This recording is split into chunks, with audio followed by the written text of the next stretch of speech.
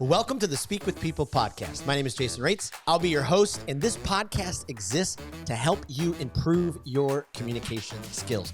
Whether you communicate one-on-one, to a team, from a stage, or from behind a screen, we know that when we improve our communication skills as leaders, it exponentially changes everything. It improves our relationships, it improves our leadership skills, and it improves our business skills. So let's get ready to dive into this next episode. Well, today I'm so excited because we have just an incredible guest on the podcast. We're going to talk about story and how do we persuade an audience with our story? How do we do it through inspiration rather than manipulation? And I'm beyond excited to sit down with Mary Snyder. She is just an amazing leader, speaker, coach. Every single time that her and I have interacted, I walk away with just a pile of notes. She just pours out such incredible help and wisdom and insights. And so, Mary, I'm so excited that you are on the podcast today. Welcome. Thank you so much. I'm so excited to be here. And y'all don't know this, but my chair decided it wanted to go down really low. So immediately as I was being introduced, my chair sunk. So that tells you everything you need to know about me. There Everything it is. you need to know about me.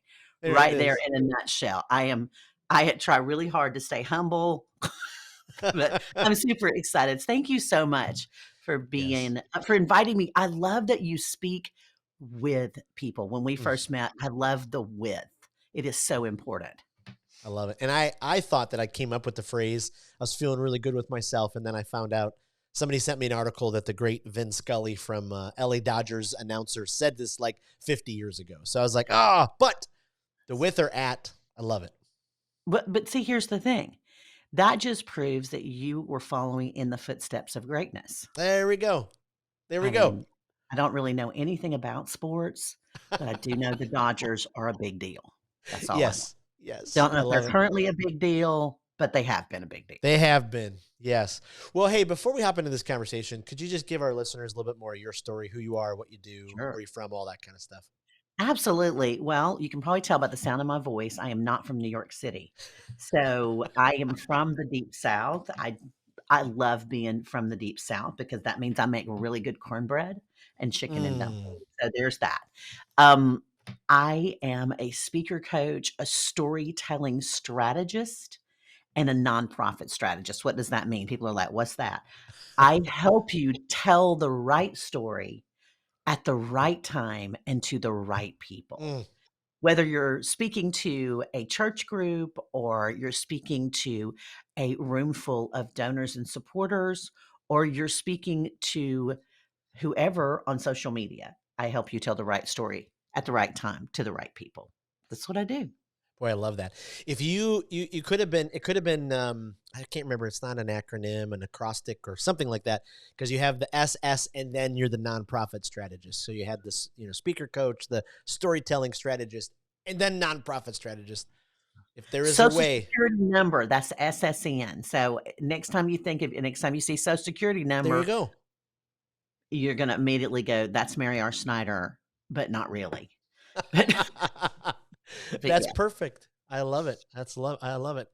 Well, I'm so excited because we were introduced from a mutual friend, Eric, who runs the Christian Podcasters Association, and learned so much from it. And I've been, geeked and excited waiting for this conversation, just because every time I feel like I get to have a conversation with you, I really do. I feel I leave feeling encouraged.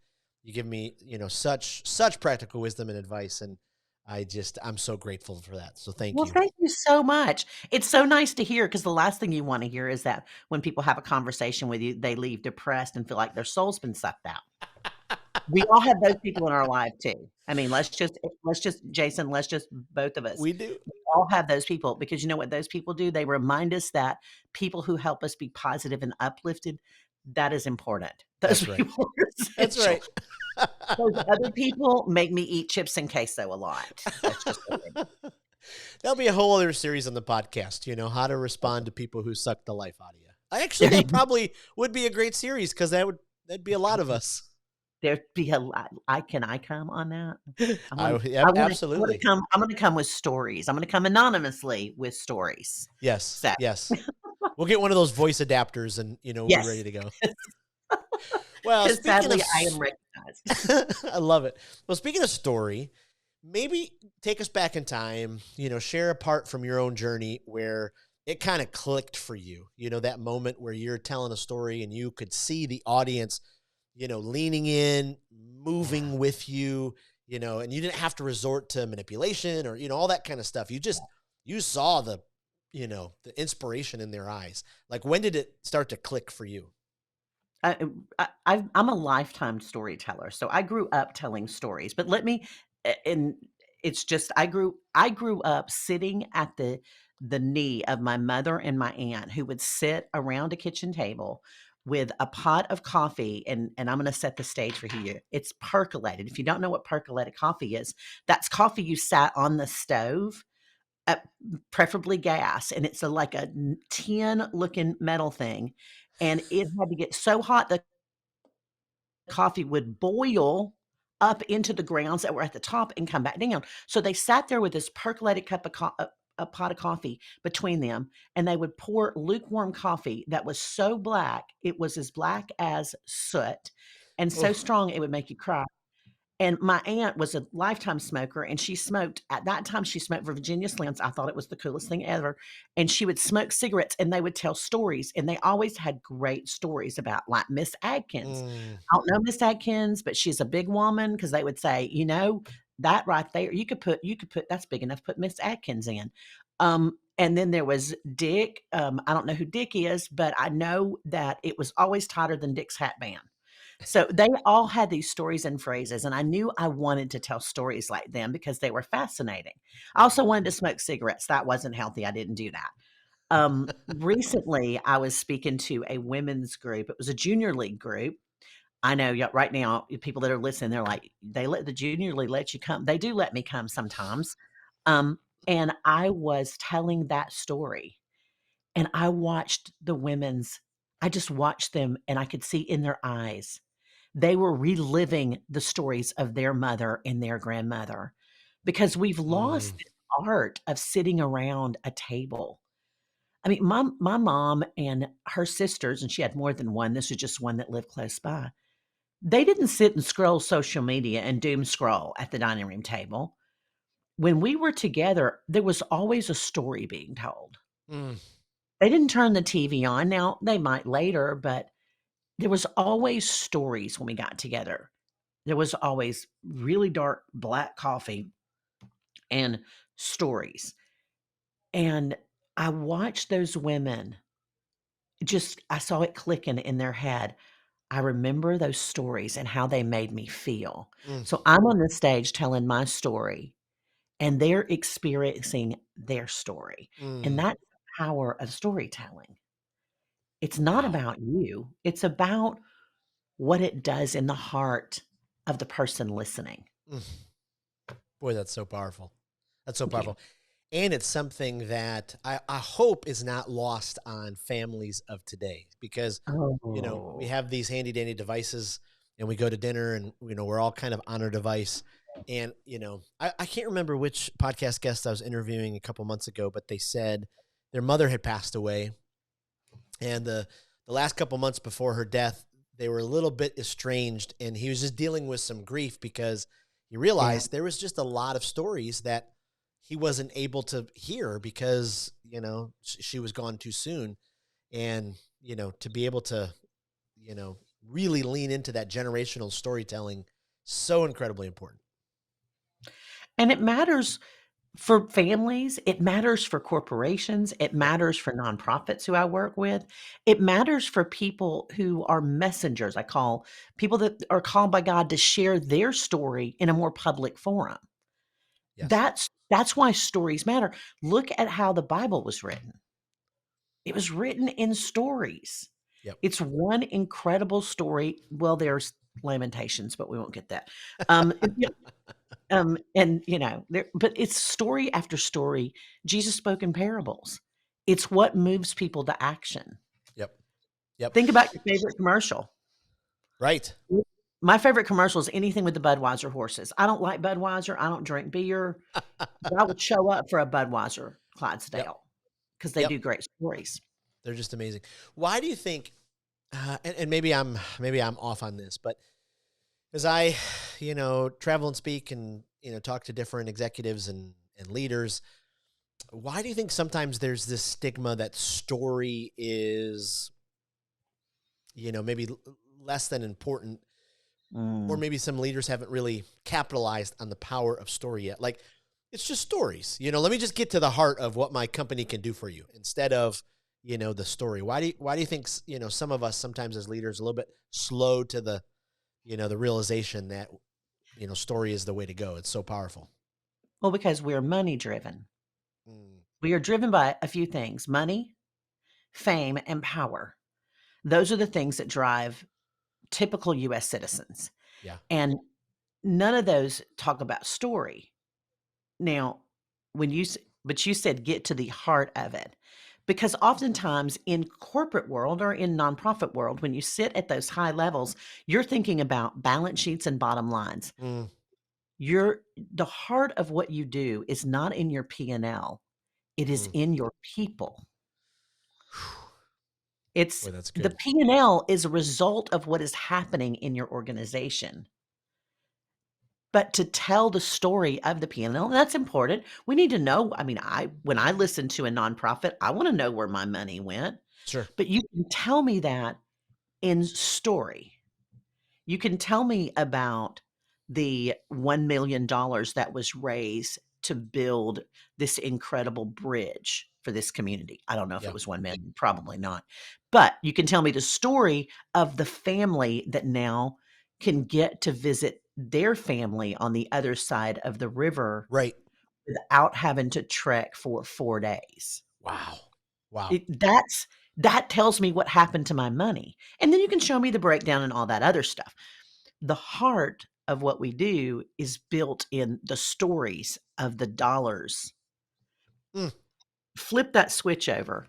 You know that guy, the one that used to be on late night TV, now he's all over the internet.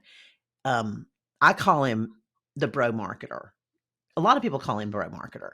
He's the guy that talks about how he always flies private or he may have a jet. Mm. Um, and he's driving either a Lamborghini or some other ridiculously expensive car. He's fantastically good looking, like airbrushed good looking. Um, he's made a gazillion dollars, and you can too. You can never figure out what he's made his money doing. Mm. Like, are you running drugs? What are you doing? All I know is that I get to be like him. He's telling you Mm. a story of fame, money, and power. And because that story speaks to us, Yep. that's why he can sell that product. Which basically he's gonna tell you that if you go and tell people, Rent the plane, rent the car, rent the wife." If you go do all of that, I'll get all the rentals and go tell people that they too can do this, if they pay you $10,000, that's how he's making his money, just so you know. Right. Basically just doing it, telling you how to do what he just did. Yes. But that's his story. Yeah. We all have a story. Boy, I love that. How do we balance the line between manipulation and inspiration? Mm. Because, Uh like you, yeah, I've been telling stories. When I was 11 years old, I heard someone came home, built a stage in my basement, invited my neighborhood kids over, and stood on the stage. I just love telling stories. But Huh. I can. I remember when it hit me in my 20s when I was like, "Ooh, I'm telling the story." I'm on the manipulation side here. How do we balance that between manipulating So our audience and inspiring them? that is, my one of my biggest things is inspiration over manipulation, Mm, particularly for somebody that comes from a nonprofit world that works with children in the developing world. I worked for an organization that gets kids sponsored. I mm, can manipulate the snot out of you, but I don't, because that is not ethical. And here's what you yep. don't do. And I want to what you don't do is let me give you some phrases. Give today so this child lives. Mm, You can give $37 today, and if you do, then this child's life is spared. Or, mm, um, if you donate $50 today, then this hospital will be able to provide care for this child who will die without it. It's a life and death thing, and it even can be much more underhanded. If you it's implied that you are not doing something. Like, if you don't, then um, this bad thing will happen. If you don't give, then these people will continue to live in poverty. And every day, Yep. 4.5 children die every minute due to poverty. So you can choose not to give. That's your choice. But while I've been talking, 8 children have died. Mm, How many more minutes are going to go by? I mm. can manipulate the snot out of you and make you write me a check. Yep. What you're Yep. not going to do is get connected to the passion and the mission. You're going to write the check and you're going to turn your back and walk away Yeah. because Yeah. you've checked the box. Yeah. And Oh, we love that as US citizens. yes. Why do you think all these churches go on mission trips? Right. I've done my duty. Okay. All right. Yeah, I'm going to go Oh, over there. I you, checked the box. you said so many good things there. One of the things that I'll start with the reminder. You said it reminded me of we've had Mike Goodwin, comedian, on the podcast before, and his big Love him. phrase is, "What you not gonna do." What you're not going to do. I love that because I grew up with a mama that said, "Hear me, what you're not going to do." I love that. I had the opportunity once to go on a vision trip to Ecuador with Compassion, Mhm. and Wes Stafford actually was on the trip. And Love I him. tell you, I don't know if I've ever had a more powerful moment. We're sitting in this, old rundown school, no electricity, no plumbing, somewhere in Ecuador. And Wes was talking about, freeing children from poverty. And it was, I mean, the most powerful thing. I had my Yeah. 12-year-old, 13-year-old, 14-year-old daughter with me. I mean, it was Yes. just, being able to tell that story. Whew.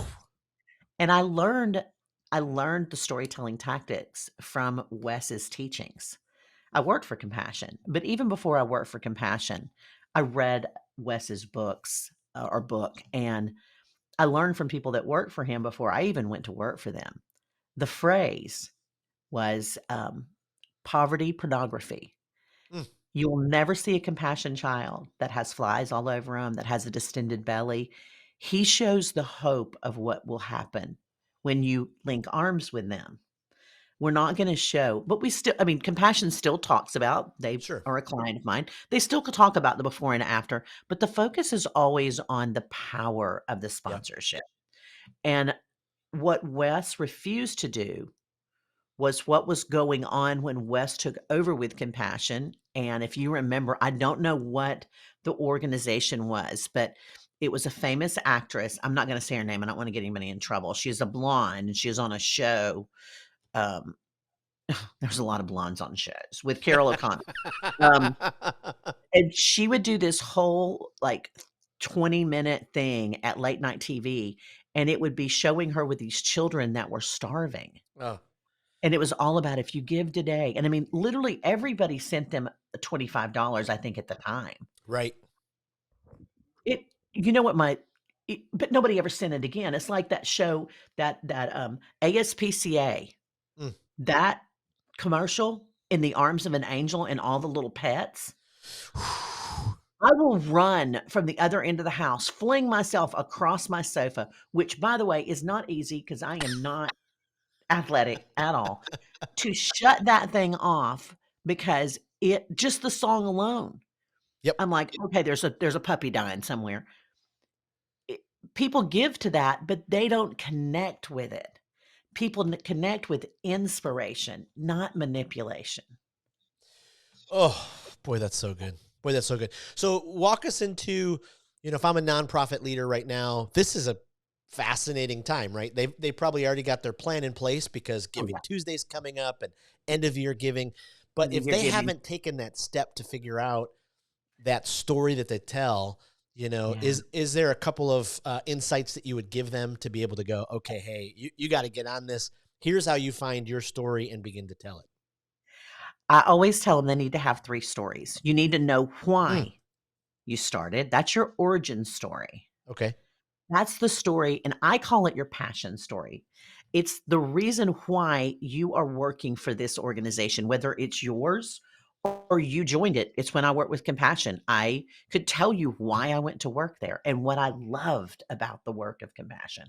Um, I have friends that work for IJM, and they can tell you why they work for the International Justice Mission Mm, and passion behind why that. I've got friends that started their nonprofit. The why behind what you do. mm, We forget to remind people why we are passionate about it. One of my clients is passionate about educating people on gardening in the developing world because she saw people starving to death on fertile land mm, because they did not know how to grow the right things. So she's passionate. That's the first story. The second story, so that's your passion story, your origin story. The second story is your conversion story.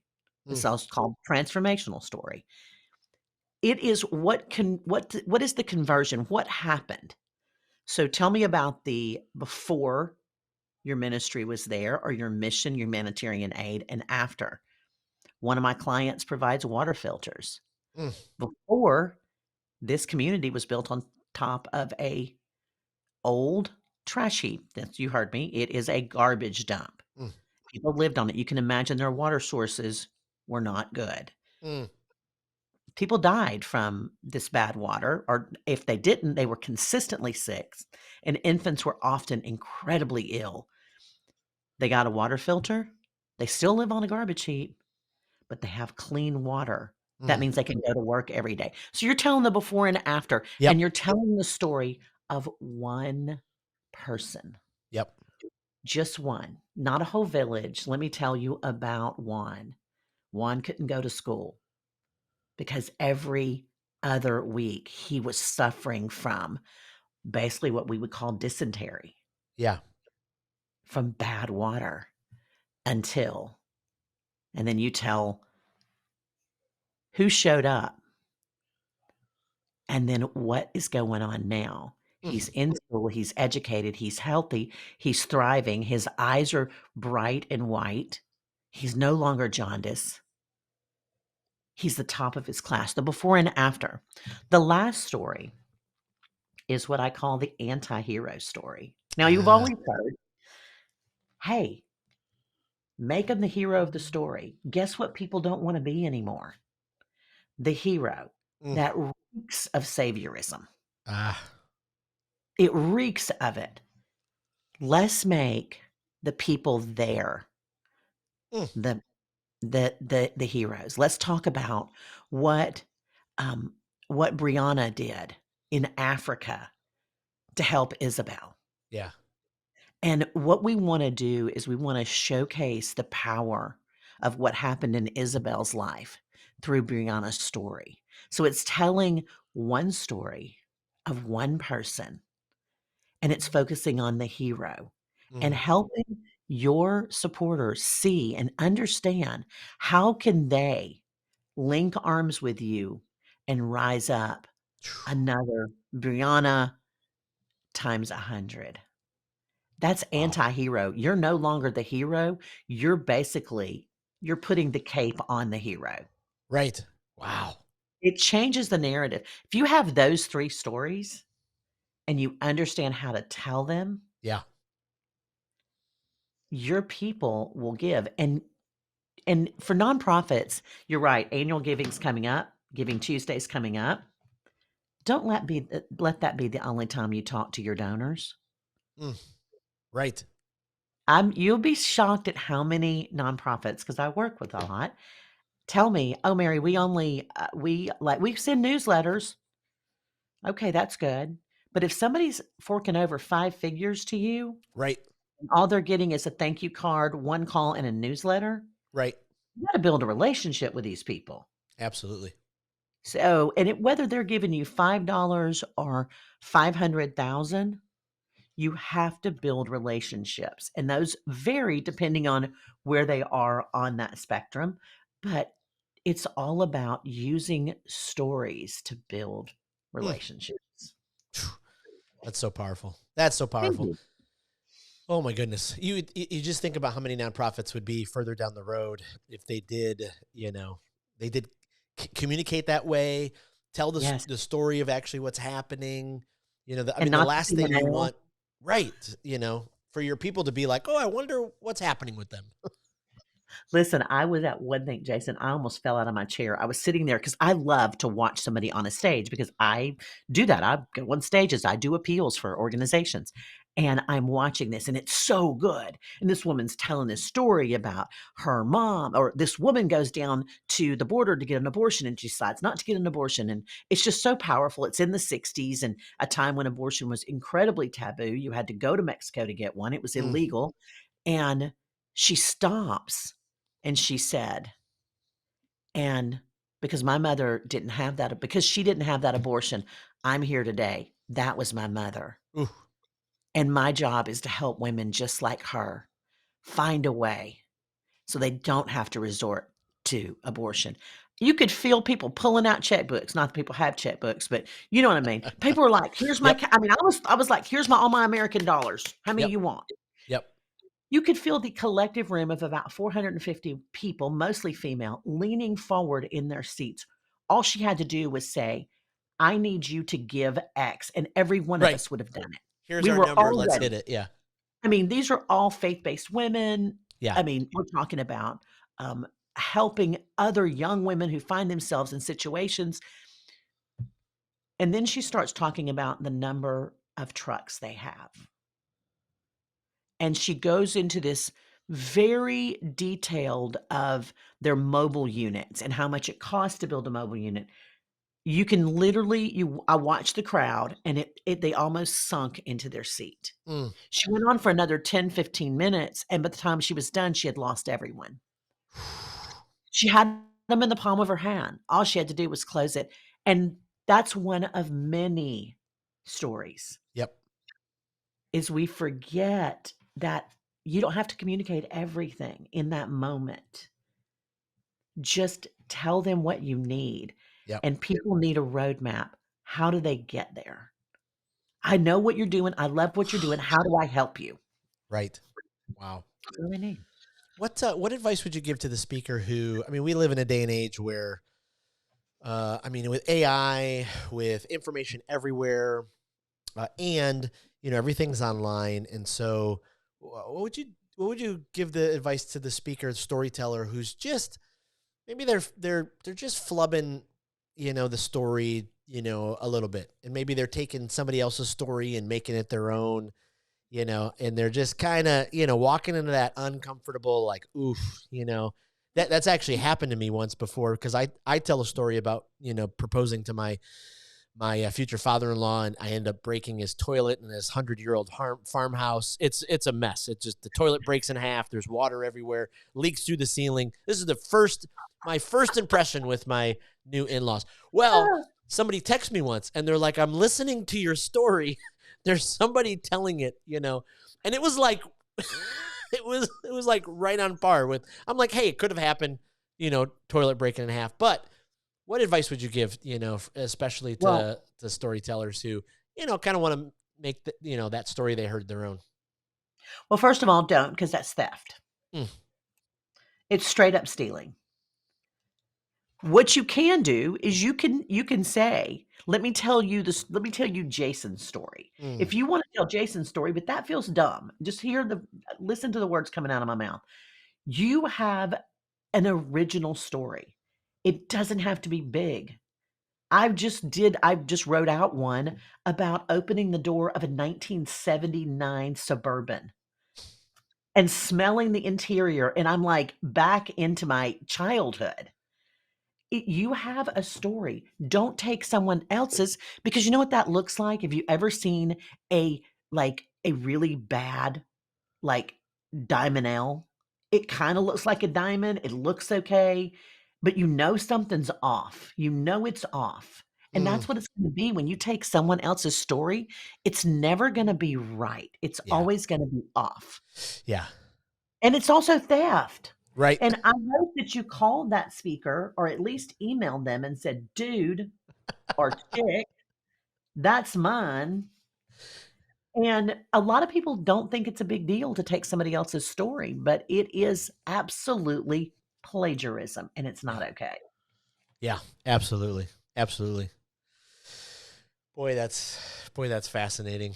Oh man, to be able to do that. Okay, so as we kind of round the corner of our conversation, any advice you would give, last minute advice? You've given us such great wisdom already, such gold, to our listeners. But is there any advice you would give to the newer storytellers who are, Mm. trying to get to this place where they've seen other speakers tell a story and they could feel the audience lean in? Any Yeah, advice to those newer storytellers to say, hey, keep working on these things and you'll get there? absolutely. Well, first of all, study the craft. Study the Mm, ones you love. TED Talks are some of the best. love it. Watch how they open. You have 7 seconds to captivate your audience, and by captivate, I mean you gotta have them right in the palm of your hand. So when you open in the middle of the action, right where the story starts. Use your voice and your body language. You can only hear my voice now, but use your voice because I can make you get really excited just by the way I talk. Right. Then I can take you into a place that is very, very much mindful. We're going to be thoughtful Mm, just by the way I communicate with my voice. Practice that. Practice the ups and downs. Look at the people you like. Do not mimic them. Find your style. I always wanted to be that really smart mm. Bible teacher, but I'm really snarky. Um, and kind of funny, and so I would end up making a joke in the middle of, like, the really serious Bible study portion of the text, and I realized that, we're all gifted differently, and I just have to lean into who God created me to That's be, right. and I did that, and I found my voice. Mm, You're gonna find your voice. A lot of people are like, "I don't know what story to tell." I want you literally to think about the last thing you did and write a story on it. I mm. don't care if it's making a ham sandwich. Yep. Make it riveting, make it exciting. Let that be your homework. I love giving Ah, homework, by the way. I love that. I I love that. hated homework as a person, but as a student, but I love to give it to people. I love it. I love it. Well, hey, before I let you go, a couple rapid fire questions that our audience kind of keep getting to know you. Give us, kind of a little bit peek inside of your head. We talk a lot Right. about speakers, speaking, communication on this podcast. Do you have a favorite? Is there somebody that you're like, I could listen to them every single day? I love what they bring as a speaker. I will tell you, Simon Sinek, his writing just owns me. He's a great speaker too. Yes. Another one that I love as far as in the female realm, I love Priscilla Shire. I think she Oof. can preach a house down. I just think she is so powerful. Brene Brown is Yes. another huge favorite of mine. I mean, I could go on and on. I like anybody that makes me think and pushes me outside of the box. Mm. So there are so many, and there's some people that you might go, "This one's great," and I go, "No, I think they're really not." But so I won't mention those that I don't like. Well, is there a podcast that you either love from like a development end or a guilty pleasure that just fills up your tank? You mean other than this one? Obviously. Yes, yes. Can I just be honest and tell you that I am a murder podcast nut? I'm a true crime nut. Love it. I've loved true crime since I read Helter Skelter in the 6th grade, which everything about that's wrong. Who lets a 6th grader read a book, Helter Skelter? If you don't know it, Google it, it's not good. Um, yeah, so I love true crime. I love anything, but I want the whole story, like Serial. I love a serial podcast. Another one that I'm loving right now from an online entrepreneur is called Duped, Duped. Huh. It's about the scammers and influencers on the internet. And then another one I like is called, I think it's Scam. How Huh. bad am I with names? But it's all about scammers that are uh, Queen of the Con. That's a great one. And it's about people that are con artists. That just says a lot about me. True crime and con artists. I love it. I love it. I love it. Someone just tipped my wife and I into Only Murderers in the Building on Hulu. All about Yes, their true crime. Absolutely. Okay, yes. one last question. When it comes to a leadership book, like this is the book that is like, whew, been a huge guide for you over the years. Is there a leadership book that you would recommend? Oh, I'm looking for it. Hang on. Oh, here it is. Good to Great. Yes, absolutely. Good to Great by Jim Collins. I also like Chip and Dan Heath. Yes. They wrote Made to Stick. I think they're brilliant. I think that Dr. Henry McCloud is brilliant. It is Dr. Henry McCloud, or is it Dr. Henry Cloud? I think it's Dr. Henry Cloud. I'm so good at this. This is a favorite. Cues by Vanessa Van Edwards is a brilliant book. She's brilliant. Y'all can't see this, but I'm holding books up for Jason. He's like, "Thank you, Mary." Like, I don't know what they look like. And I'm just looking around for other ones that I like. I have a ridiculous amount of books, but those are some of my very favorites. Just to get started, Story Brand is good, although we differ because he's hero story. I'm anti-hero story, but I do have respect for what he does. And I'll tell you, somebody else that writes some really great books, and I say that like it's odd, is John Acuff. Oh yeah, for sure. I've followed him since he did, what was it? Stuff Christians like? do. Yeah. Stuff Christians like, yes. Yeah. Yeah. Then nobody was following him, and it was like me and 8 other people 20 years ago. But yeah, he writes some really good stuff. He just had a new one come out, I think. I need to get that. But yeah, those are my favorites. Oh, I love those. I love those. Mary, I can't thank you enough for this time. Appreciate you just pouring out wisdom and insights. Before I let you go, is there where can we send our listeners to find out all about you online and get more information? Absolutely. You can find me a lot of places, and really it's Mary R. Snyder. If you look on Instagram, Mary R. Snyder. If you go to LinkedIn, it's Mary R. Snyder. You can find my website at Impact. It's IMPACT with story.com. I actually have 2 websites, and the other one's MaryRSnyder.com. I love it. So I love it. It's places where my speaking, my nonprofit coaching, one day that will all be in a hub somewhere. We don't know what that day will be, but it will all come together. I love it. Thank I love you it so much for having me. Absolutely. And we'll put all this in the show notes, and then we'll also post it all in our Speak with People community Facebook group and get all of your information to them. So thank you again for being on the show. Thank you for having me. I appreciate it. It's been fun. Well, thank you for joining us on another episode of the Speak with People podcast. We hope that you were encouraged. We hope that you were inspired and challenged to improve your communication skills. I want to thank you again for being a part of the Speak with People podcast community. Make sure you don't miss out on being a part of the Speak with People Facebook community group. Just head to Facebook, type in Speak with People, scroll down and join our community, because every single day we're encouraging each other, we're helping each other to improve our communication skills. Thanks again, and we'll see you in the next episode.